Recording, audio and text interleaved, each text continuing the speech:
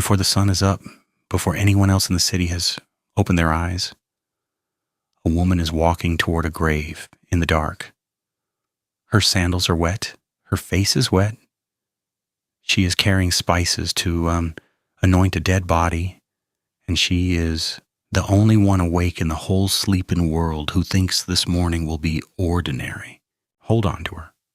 We are going to come back to her, to who she is, and to why the single most important sentence ever spoken on this planet was spoken first to a woman whose word, in her own day, would not even have been accepted in a court of law.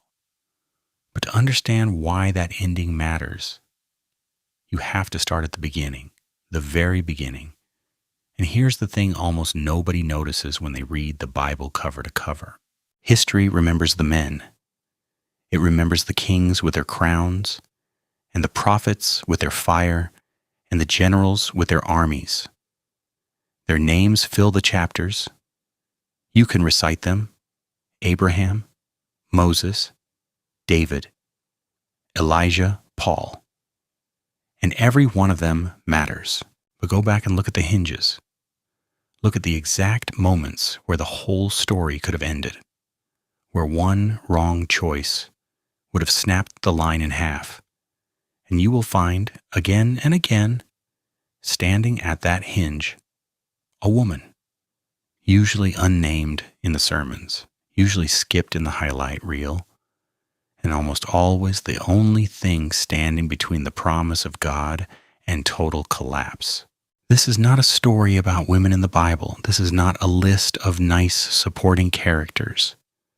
This is not a story about who was allowed to matter in the ancient world. This is a story about the hinges, the small forgotten load-bearing hinges that the entire door of human history swung on. Pull any one of them out, and the rest of the book falls apart. Stay with me, because the first hinge is the most blamed woman who ever lived. Her name is Eve. And you already think you know her story. You think it is a story about a woman, a snake, and a piece of fruit that ruined everything. That is the version you were handed. Here is the part nobody tells you. When God makes her in the second chapter of Genesis, the Hebrew phrase he uses is ezer kenegdo. For centuries that got translated as helper, and people heard assistant. A little extra set of hands. But that is not what the word means. Ezer is a word the Old Testament uses over and over for God himself. God as the Ezer, the one who comes to rescue Israel when Israel cannot save itself. It is a warrior word, a strength word. And kenegdo means corresponding to him face to face, equal and opposite, like the matching half of something broken. So the first woman is not introduced as a helper in an apron. She is introduced as a rescuing strength, standing eye to eye with the man. And then comes the choice. You know the fruit. You know the fall. You have heard her blamed for it your entire life. But read what God says next. In the middle of the curse, in the worst moment in the history of the world, God turns to the serpent and makes the first promise of rescue ever spoken. And he does not say a king will crush you. He does not say an army will crush you. He says the offspring, the seed of the woman will crush your head. The woman, of all the things God could have anchored the rescue of the universe to, he anchored it to the children of the very woman everyone would spend the next several thousand years blaming. Remember that sentence? The offspring of the woman. We are going to need it at the end of this video, and when we get there, it is going to take the air out of your lungs. So that is hinge number 1. the blamed woman who carries the first promise. Personal stakes. One woman, one garden, one whispered prophecy. But it gets stranger. Because the next woman does something you're not supposed to do to God. She laughs at him. Her name is Sarah, and she is old. Not getting on in years old. She is 90. Her husband Abraham has been promised a son, a single son, who is supposed to become an entire nation, the nation through whom the whole world will be blessed. And the whole staggering plan depends on one thing. Sarah's body doing something Sarah's body has not done in 9 decades. So when 3 visitors come to the tent and say she will hold a son within the year, Sarah is standing just inside the tent flap, listening. And she laughs. Not out loud. A small, bitter, private laugh. The laugh of a woman who has buried that hope so many times, she will not be made a fool of again. You know that laugh. Maybe you have laughed it. The laugh you laugh when someone promises you the one thing you stopped letting yourself want. And here is what should stop you cold. God does not strike her down for it. He simply asks Abraham one quiet question. Is anything too hard for the Lord? And then within the year, the impossible happens. Sarah holds Isaac. And do you know what the name Isaac means? It means he laughs. God took the laugh of her doubt and turned it into the name of her son, so that every single time she called that boy in for supper for the rest of her life, she was saying out loud, laughter, joy. The thing I thought was a joke became the thing that saved the promise. Without Sarah's womb, there is no Isaac. Without Isaac, no Jacob. Without Jacob, no 12 tribes, no nation, no David, no Bethlehem, no manger. The entire family tree of salvation hangs off. A 90-year-old woman who laughed at God and got a son anyway. Family stakes now. The whole promised nation riding on one impossible birth. Pay attention to this. Because there is a woman in Sarah's own household that almost everyone reads right past. And she gets something none of the great patriarchs ever got. Her name is Hagar. She is Egyptian, a servant, used and then thrown out into the desert to die with her child. She is by every measure of her world a nobody, the wrong nationality, the wrong status, a single mother alone in a wilderness with an empty water skin and a dying boy. And it is to her out there in the dust, where no one is watching, that God appears. And Hagar does something no one else in the entire Bible does. She gives God a name. She calls him El Roi, the God who sees me. Dit, a runaway slave woman alone, looks into the face of God and is the first human being on record to call him the one who sees.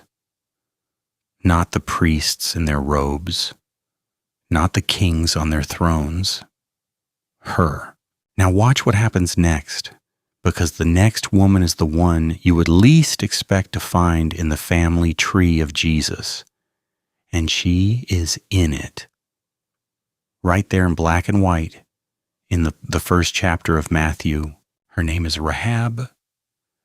And the Bible does not soften what she is. She is a prostitute.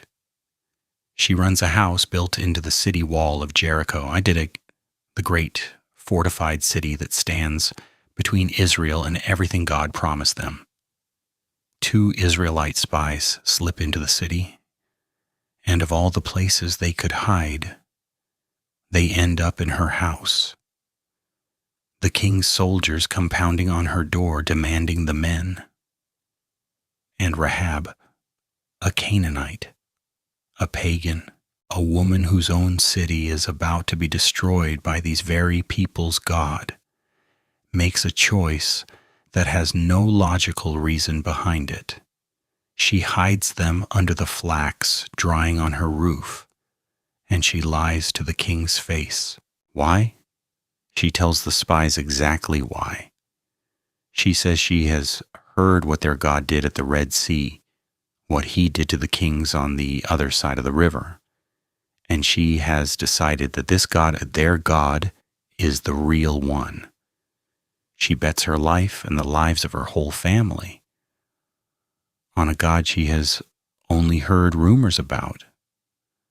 The historian Josephus, writing for a Roman audience in the 1st century, describes her simply as an innkeeper, a woman running a lodging house in the wall, a small detail that tells you she was real enough, ordinary enough, to slip into the records of secular history.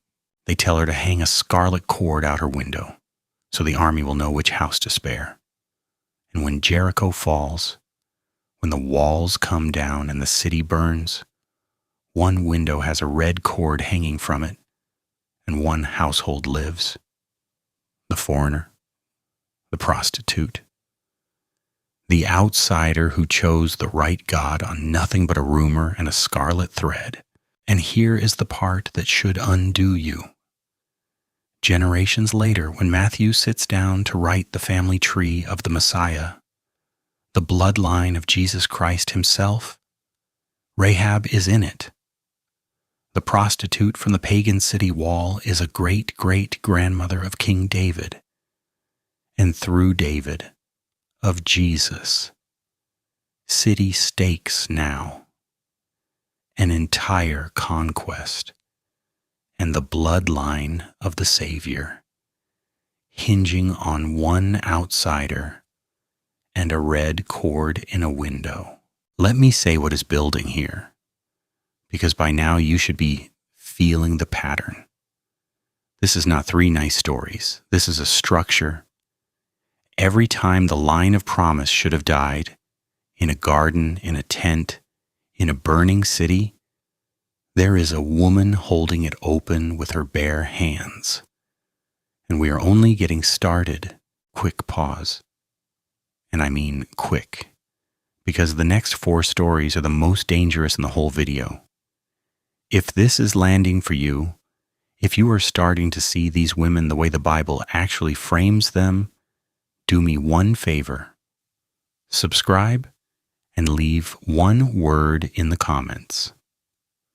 The name of the woman from the Bible you think gets overlooked the most. Just her name. I read them, and it tells me which woman to make the next video about.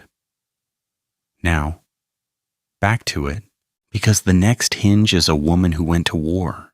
Her name is Deborah, and the situation is desperate. Israel has been crushed under a foreign king for 20 years. His general Sisera has 900 iron chariots, the tanks of the ancient world, and Israel has nothing that can stand against them. And in that moment, the leader of the entire nation is not a king and not a general.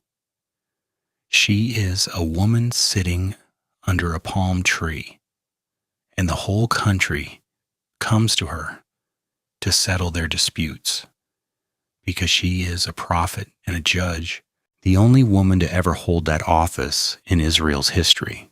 Deborah summons the commander Barak and gives him God's orders. Go to war, and you will win.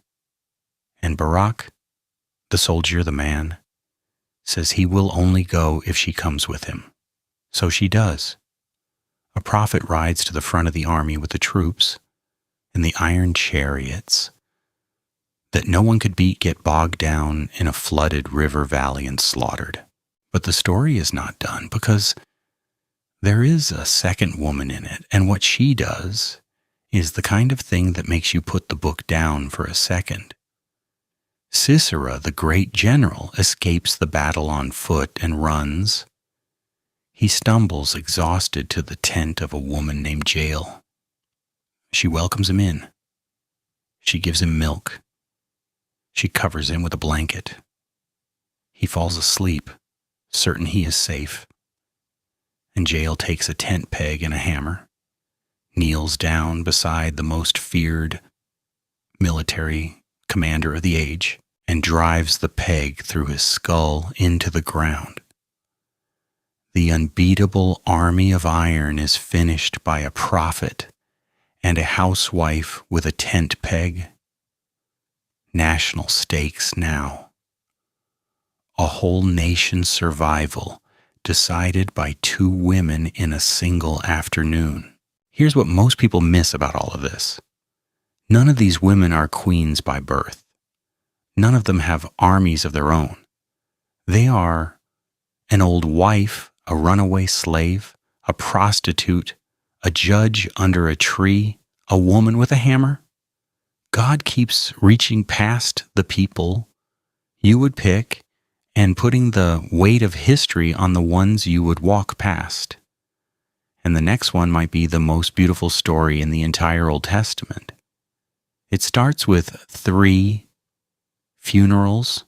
Her name is Ruth, and she is a Moabite. Again, a foreigner, again, an outsider. She marries into an Israelite family that has come to her country to escape famine. And then the men start dying. The father dies. Then both sons die. One of them, Ruth's husband. And now there are 3 widows standing at 3 fresh graves in a foreign land with no men, no money, and no future. Because in that world, a woman without a man to provide for her is a woman one bad season away from starving. The mother-in-law, Naomi, decides to go home to Israel, and she tells her 2 young widowed daughters-in-law to go back to their own mothers, find new husbands, start over. One of them does. It is the sensible thing. It is the survivable thing. But Ruth refuses. And what she says to Naomi is so beautiful, it is still read at weddings 3,000 years later. She says, "Where you go, I will go. Where you stay, I will stay. Your people will be my people, and your God, my God." The Hebrew word underneath that whole scene is hesed. It is one of the most important words in the entire Bible, and English has no clean translation for it. It means a loyal love that keeps its commitment when every reasonable person would walk away. A love that shows up when there is nothing in it for you. And a destitute foreign widow who owes Naomi nothing, who could start a whole new life if she just turned around. She chooses hesed. She chooses the harder road and the older woman and the unknown God. So they go back to Israel with nothing. And Ruth keeps them both alive by following the harvesters in the fields, picking up the leftover grain they drop, which is the ancient world's version of collecting cans for change. And in that field, she is noticed by a wealthy, decent man named Boaz, who marries her, redeems the family land, and lifts both women out of poverty. But that is not why this story is in the Bible. Watch this. Ruth and Boaz have a son named Obed. Obed has a son named Jesse.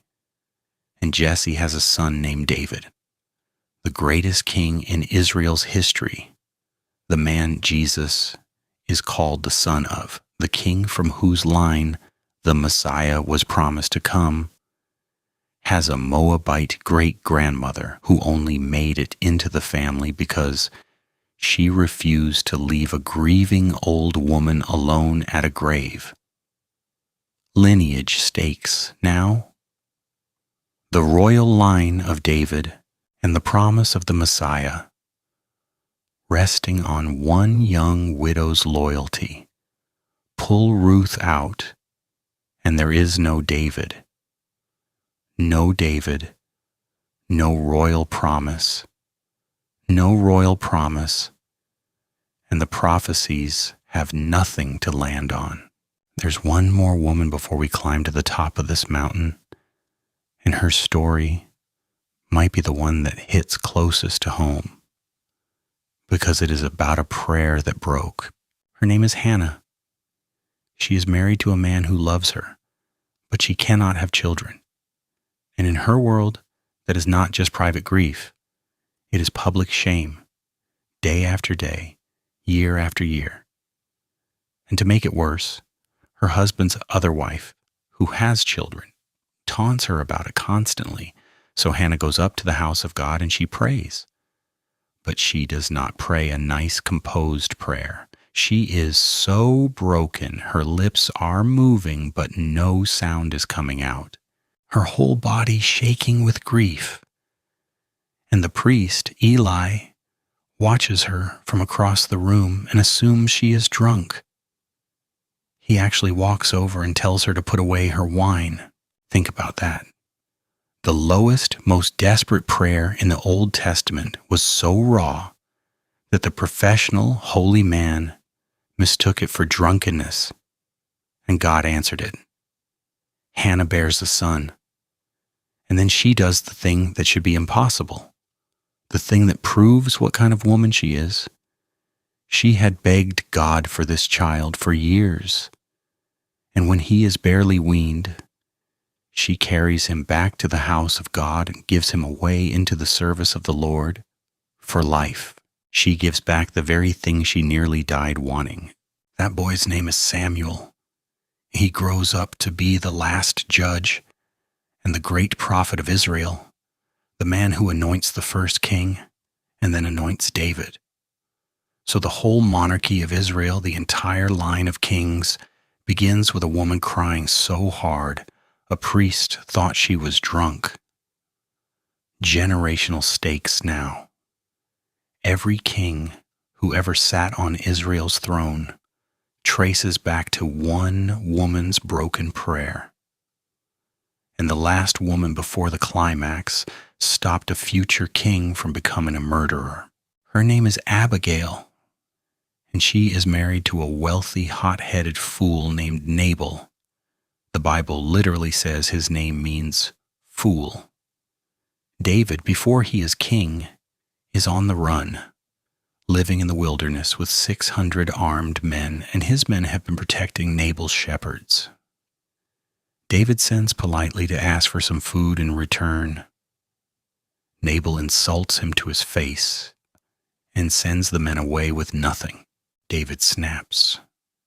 He straps on his sword, orders 400 men to follow him, and rides out with one plan: to slaughter every male in Nabal's household before morning. The future king of Israel, the man after God's own heart, is about to commit a massacre over wounded pride, and Abigail hears about it. She does not wait. She loads donkeys with food and rides straight toward 400 armed men coming to kill her family, gets off her donkey and falls at the feet of a furious warlord. And then she talks. She talks David down off the edge of murder with one of the most brilliant speeches in the Bible. She tells him, do not carry this blood guilt. Do not let this stain be on you when God makes you king. Do not let your own hands be the thing you regret when you finally sit on the throne. And David stops. He gets off his horse, sends his men home, and says out loud, "Blessed be God who sent you to keep me from murder today." She kept the future king's hands clean. Royal stakes now. Israel's greatest king nearly began his reign drenched in innocent blood, and one woman on a donkey turned him around. So look at what we have. Personal, family, city, national, lineage, generational, royal, higher and higher and higher. And every single rung of that ladder is a woman. I have to stop you one more time because we are about to reach the two highest stakes in the entire Bible, and I do not want you to miss either one. If you have made it this far, you are exactly the kind of person these videos are made for. Hit subscribe so the next one finds you. And if a specific woman in this video made you see her differently, Rahab, Hannah, Abigail, any of them, tell me which one in the comments. I genuinely want to know, okay? 2 women left. The first one saved an entire race from extinction. Her name is Esther, and the stakes could not be higher because this time it is genocide. A Jewish orphan girl raised by her cousin Mordecai is taken into the harem of the Persian king, the most powerful man on earth, and against every odd, she is chosen as queen. She tells no one she is Jewish. And then a powerful official named Haman, who hates the Jews, manipulates the king into signing a decree to exterminate every Jew in the empire on a single day. Men, women, children, all of them. And the empire stretched across the entire known world. This was not a threat to a city. This was a threat to the survival of the entire people of God. And here's the trap Esther is caught in. There is one person who could beg the king to stop it, the queen. But the law of Persia says that anyone, even the queen, who approaches the king without being summoned is put to death, unless he extends his golden scepter. And the king has not called for her in a month. To save her people, she has to walk into the throne room uninvited, knowing the most likely outcome is her own execution. And her cousin Mordecai sends her the line that has echoed for 2,500 years. He says, "Who knows whether you have come to your royal position for such a time as this? Maybe," he is saying, "the whole strange path of your life, the orphaning, the harem, the crown, maybe all of it was for this one terrifying moment." And Esther decides. She sends back 5 words that should be carved into stone. "If I perish, I perish." She fasts for 3 days, puts on her royal robes, walks into the throne room unsummoned with her own death one gesture away, and the king extends the scepter. Over the next 2 days, she exposes Haman, saves her people, and turns the entire decree around. An entire nation, the very people through whom the Messiah was promised to come, saved from total annihilation by one young woman who was willing to die. And here's how you know this really happened, how deep it runs. To this day and this spring, last spring, every spring for thousands of years, Jewish families around the world celebrate a festival called Purim. They read her scroll out loud. They cheer when Esther's name is spoken and boo when Haman's is. A real festival kept by real people right now. All of it built on the courage of one woman who walked toward her own execution to save everyone else. National and racial stakes. The survival of the entire chosen people, riding on 5 words, "If I perish, I perish," which brings us finally to the highest hinge there is. And I need you to remember the promise I told you to hold on to at the very beginning. The offspring of the woman. Her name is Mary, and she is not a queen. She is not wealthy. She is not powerful. She is a teenage girl, probably around 14 or 15, in a town called Nazareth, so small and so unimportant that people used to joke, "Can anything good come out of Nazareth?" She is engaged to a carpenter. She has no status, no platform, no voice in the world that mattered.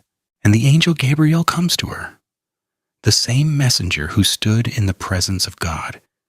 And the first word out of his mouth is a title. In Greek, it is charitomene, favored one, the one who has been filled with grace. And then he tells her she is going to carry inside her own body the Son of God, that the child growing in a peasant girl in a nothing town will be the king whose kingdom never ends. And Mary asks one honest question: how, since I am a virgin? And then she says the words that the entire human race had been waiting for since a garden and a serpent and a broken promise. She says, I am the Lord's servant. Let it be to me according to your word. Now go back. Go all the way back to the beginning of this video, to the curse in the garden, to the first promise God ever made. The offspring of the woman will crush the serpent's head. For thousands of years, that promise hung in the air over every single woman in this video. Eve carried it. Sarah's laughter protected it. Rahab's scarlet cord preserved it. Ruth's loyalty kept the bloodline alive. Esther's courage kept the whole people alive so the line could continue. Every hinge, every woman, every impossible yes. All of it was the long road to one teenage girl in Nazareth saying, let it be. The offspring of the woman promised in the garden finally arrives through the womb of a girl no one in the empire had ever heard of. Eternal stakes now. Not a nation, not a bloodline. The salvation of the entire human race. And that is where you would think the story ends. The baby, the manger, the promise kept. But it does not end there, because the most important thing a woman ever did in the Bible has not happened yet. Now we come back to her. The woman from the very first sentence of this video, the one walking to a grave in the dark with her spices, certain this morning will be ordinary. Her name is Mary Magdalene. Jesus has been crucified. He is dead. He is buried. And before dawn on the third day, she walks to his tomb to do the last sad duty left to her, to anoint a corpse. And she finds the stone rolled away and the tomb empty, and she breaks down weeping, because now they have even taken the body. And a man she thinks is the gardener asks her why she is crying. And then he says one word, her name, Mary. And she realizes she is standing in front of a dead man who is not dead, the crucified Jesus, alive. And here's the part I promised would take the air out of your lungs. In the first century, the testimony of a woman was considered so unreliable that it was not admissible as evidence in a Jewish court of law. The historian Josephus wrote it down plainly in his account of the Jewish laws. Do not accept the testimony of women because of the lightness and boldness of their sex. That was the world. A woman's word did not count. If you wanted to invent a resurrection story the people would believe, the very last witness you would ever choose is a woman, because her testimony would be thrown out on sight, and God chose her first. Of all the people on earth he could have appeared to first, Peter, the 11 disciples, the religious leaders, the Roman governor, anyone whose word the world would respect, the risen Christ appeared first to a woman and made her the first preacher of the resurrection. He sent her to tell the men the most important news in the history of the universe, that death has been beaten, was carried out of that garden first by a woman whose voice, by every rule of her world, was not supposed to matter. She was not a priest. She was not an apostle by title.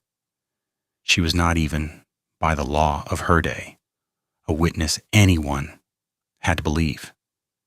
And she was the first human being on earth to say the words that the entire church is built on. I have seen the Lord. Now let me bring this all the way home into your life, because there is something here for you, whether you have read this book 100 times or never opened it. You know what it feels like to be the one whose voice does not get believed. You have been in the room where the decision got made by louder people, while the thing you saw, the thing you knew, got waved off.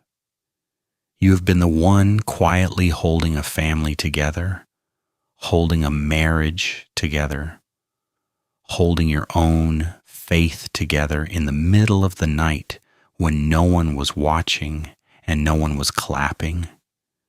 You have felt overlooked, skipped in the highlight reel, a hinge that nobody noticed the door was swinging on. That is exactly the kind of person God has been building history out of this entire time. Not the loud ones, not the ones with the crowns and the armies. He keeps reaching past them and putting the weight of everything on the people that the world walks past. The old wife who laughed, the slave who got seen, the foreigner with the red cord, the widow who wouldn't leave, the woman crying so hard they thought she was drunk, the girl who said, "Let it be," the woman at the tomb whose word did not count. If your faith feels small and unwitnessed today, you are standing in the most crowded company in the whole Bible. So here are the 3 things I want you to walk away with. First, the truth about the book itself. The Bible story does not stand on its famous men alone. It turns at every single hinge on women whose choices held the whole promise open. That is not a modern reading pushed back onto the text. It is right there in the genealogies, in the names, in the offspring of the woman. You just have to actually look. Second, what it means for you. God's pattern, from the first page to the last, is to entrust the most important things to the people the world counts as least important, which means the size of your platform has nothing to do with the size of your part. The hinge is never the biggest piece of the door. It is just the piece everything depends on. And third, the one I want to sit on your chest tonight.